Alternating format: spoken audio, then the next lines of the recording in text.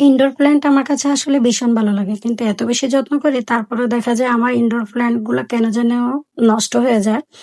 সকালে উঠে কিন্তু আমি ওগুলোকে পানি দিচ্ছিলাম। আর পাতাতেও পানি দিচ্ছিলাম। দিয়ে তারপর আমি আবার এখানে আমার বেসিনটাকেও ফ্রেশ করে নিচ্ছিলাম। আসলে সকালে উঠে এগুলো ক্লিন না করলে নিজের মনটাও শান্তি থাকে না। যাই হোক, হ্যালো এভরিওয়ান, আসসালামু আলাইকুম। সবাই কেমন আছেন? আশা করি সবাই অনেক বেশি ভালো আছেন। প্রতিদিনের মতো আজকেও একটা মিনি ব্লগ নিয়ে চলে আসলাম। যাই হোক, আমার মনে হয় যে ড্রয়িং ডাইনিং রুম গুলো যদি ফ্রেশ না করি নিজের কাছেও স্বস্তি লাগে না। একজন গৃহিণীর আসলে নিজের বাসাটা যদি পরিপাটি না থাকে তাহলে যে মনটাও শান্তি লাগে। আমি এখানে আমার ওভেন, ফ্রিজ সবকিছুই আসলে আজকে ক্লিন করে নিয়েছি। যেহেতু ২ দিন যাবত আমি ওগুলো একদমই ধরতে পারিনি। শরীরটা বেশ একটা ভালো যাচ্ছিল না।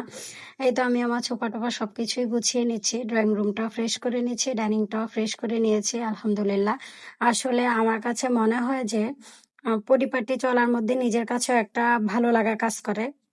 এই তো গতদিনের কিছু পোলাও ছিল। চিন্তা করলাম ওভেনে গরম করে নিই। পরে আবার গরম করার পরে অন্য একটা প্ল্যান জাগলো যে আসলে ওরা দেখা যায় পোলাও খাবে না। ওদের জন্য যদি খিচুড়ি রান্না করি তাহলে ওটা ওরা বেশ মজা করে খাবে।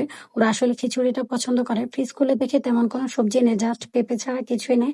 তো আমি আর কি করব, পেঁপে আর টমেটো দিয়ে ওদের জন্য খিচুড়ি রান্না করে নিয়েছি। জাস্ট মোটামুটি সবজি খিচুড়ি বলা যায়। আর আমি আমার মেয়ের জন্য, যেহেতু খাবার খেয়ে যায়নি, অনেক বেশি খারাপ লাগতেছিল ওর জন্য, আবার এখানে আমি টিফিনটা বেড়ে নিয়েছিলাম। টিফিন নিয়ে যাব আমি ওর জন্য। আসলে বাচ্চারা না খেয়ে গেলে মনটার ভিতরে খুঁতখুঁত করতে থাকে, কোনো কিছুই ভালো লাগে না। যাই হোক, আমার ভিডিওটা কেমন লেগেছে অবশ্যই জানাবেন। সবাই ভালো থাকবেন, সুস্থ থাকবেন। আল্লাহ হাফেজ।